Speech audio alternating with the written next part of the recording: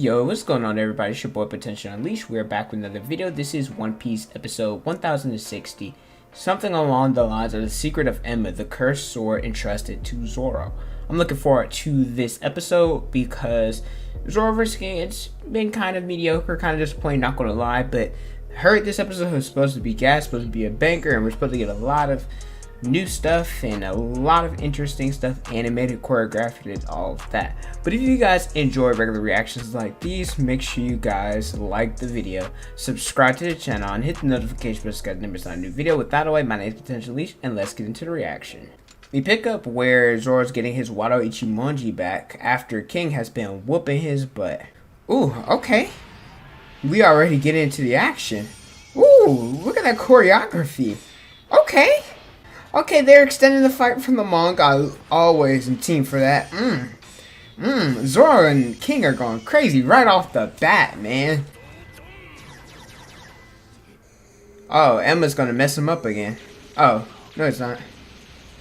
I will say, I do want to specify, from reading the manga, I know Zoro fought Kaido all of this, and like this is to showcase how strong Lunarians are, specifically how strong King is. But at the same time, I felt like most of this fight, from like the beginning, it was more King was overpowering Zoro, and Zoro couldn't keep up. Whereas like seeing this more fleshed out, does King have the upper hand? Yes, but it doesn't necessarily look like Zoro is struggling nearly as bad as it was portrayed in the manga, because in the manga Zoro, he kept doing this and kept on trying to keep up with King, and then he eventually surpassed him in the end. And then in the last chapter, that's when he finally overcame him, where like in this it's more of a, hey, I'm getting overpowered but I'm so close to catching up, if that makes sense.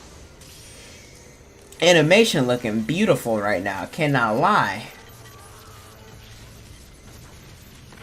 And this is, dang, he got overpowered, but all this happened when Enma was messing him up. I hope we get this flashback, man. And you can tell like Emma's sucking the power out of him because well, technically, if you're like the other way, his left arm is muscly and his right arm's kind of not muscly. Hey, we get to see a flashback 13 years ago. Zoro is 21, so that he'll be 8 right here. Hey, they're extending this from the manga. I love it. And like typically when it comes to girls, like they develop faster than guys do. But in the end, guys are like and tend to be physically stronger than them.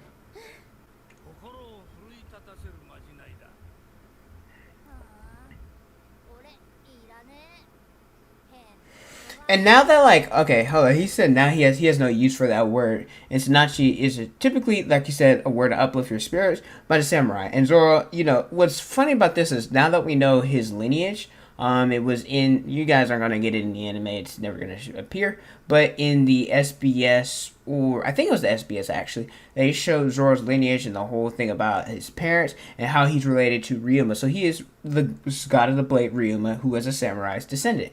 Pretty cool. So the fact that he said he has no use for it, but he has samurai blood in him, I find that kind of interesting. Those remind me of the swords he used at like the East Blue Saga, which I know they're not. I'm pretty sure because, I mean, it was filler, but Zoro had like different swords back, and they might be the ones that he had. I don't know, but I'm pretty sure Zoro's broken a decent amount of swords before he met Mihawk.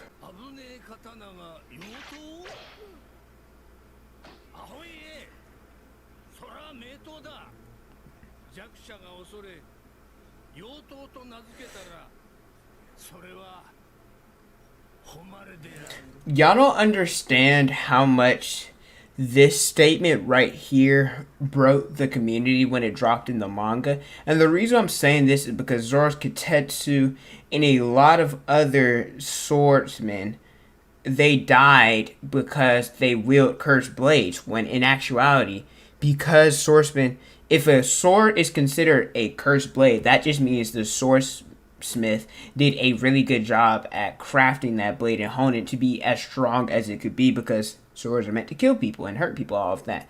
And so if you're not able to tame that sword, it doesn't mean that the sword is cursed, or it doesn't mean that the sword is bad. It just means you're not a good enough swordsman to do that. Which hence why we have the scene of Zoro. He threw the sword up and like stuck his arm up and like it's fake. That means Zoro was a good swordsman. Hence why the guy who was trying to sell him the sword, he was like, yo, I haven't seen someone like you in a long time. All of that. So this is interesting because we thought swords were cursed for, well, I guess based off this episode, for 1,000-ish episodes and like 900, 1,000 chapters. So this is really interesting.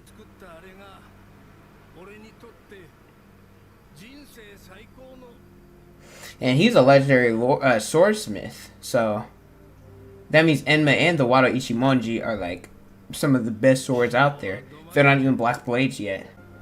That's what Enma is. And you know what's crazy about this? I'm sorry I keep pausing this, but like Enma was given the title of the Great King of Hell, and Zoro, who's someone who he's been affiliated. I might make a video about this. I don't know. He's been affiliated with spiritual stuff a lot. As he, in I think it was Skypiea, he talked about how he doesn't believe in God or doesn't fear God, something like that. He was also wrapped up in a cross. And then Ashura is supposed to be a demon. Zoro, he talks about purgatory, onigiri a lot, and like they say Zoro, oh that fun jazz. So it's just fitting that like he has a sword. It's fitting that he has a sword that is called the Great King of Hell, and Zoro with having Conqueror's Haki, all of that, it's really cool. Oh, X Drake and Apu and C. Ooh, dang. See, I still don't understand how those forms are beneficial. Like, yeah, they're durable, but what like benefit does a big ass T-Rex do? Yeah, like what? He agrees with me. That was a dope transition. See, yeah, the cursed swords choose the wielder, and if you're unfit to wield it, that's why cursed swords kill you. That means Zoro's unfit to use Enma right now. It's testing him. Hence why it's like, anytime Zoro like the moment Zoro talked about his faith wavering or like not being able to beat King, that's when Enma went out of control. This is a really good episode, man. Because even though like we've seen these flashbacks before, like we never really see a lot about like Zoro's internal struggle, his internal thoughts, him thinking, you know? So it's really cool. Like it's rare for us to see that. Like we got in his backstory and maybe nothing happened a little bit. And I guess sometimes he like just verbally says it, you know? But I feel like we haven't had a moment like this in a long time. Give me that sword!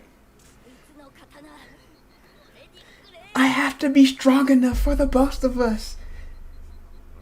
Oh, that's dope. It's like I have to keep her promise.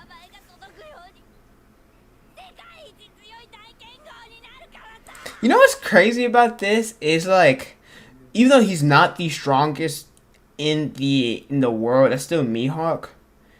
Like post Wano, after all this happens, I mean, like, who are you really putting, like, who wouldn't know the name of Roanoa Zoro? I mean, maybe, like, in terms of, like, knownness, I don't even think that's a word, but, like, there's Mihawk, there's Vista, Shanks, Rayleigh, I mean, he's retired, but still, Shiryu? There's literally nobody else. Zoro's probably, after this, already, I guess Fujitora too, but he's with the Marine. He's probably a top 5, top 6 swordsman in the series. Like, people already know about him, and now it's just a matter of time before he defeats Mihawk and becomes the best. And another thing I wanted to mention, even though this backstory is kind of weak for a One Piece backstory, I mean, like, Senior Pink was pretty bad, Laws, Robbins, Brooks, Sanji, and a lot more. If you were to put this against a lot of, like, not One Piece characters, like a lot of other anime characters' backstories, Zoro's backstory would probably be better than theirs, but, I mean. Aw, King, you done you're about to fight a pissed off and determined Zoro right now. He's saying Oda could have wielded this like it was nothing, as light as a feather. So if Oda could do that, why can't you do it? Y'all better back up. Oh, y'all saw that? Uh-oh, Zoro's about to power up. Uh-oh, it's green. Uh-oh. Y'all see that? Oh, look at the thing. Y'all see the green? Oh, y'all saw the red? The green and red? That's advanced conquerors right there, baby. Knocked him out. You trying to be a king? He's trying to be the world's greatest. The world's greatest swordsman. Made a promise to his motherfucking captain. Woo-hoo-hoo-hoo. Look at Zoro. One of my favorite intros right here. Badass. But guess what? The king of the pirates will need no less than that on his crew. It'd be a dishonor if he didn't have that. So be the world's greatest, Zoro.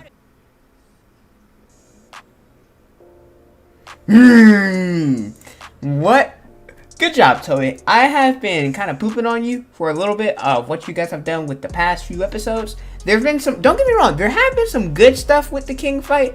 There's also been some trash stuff with the King fight. Not gonna lie, the past two episodes kind of trash.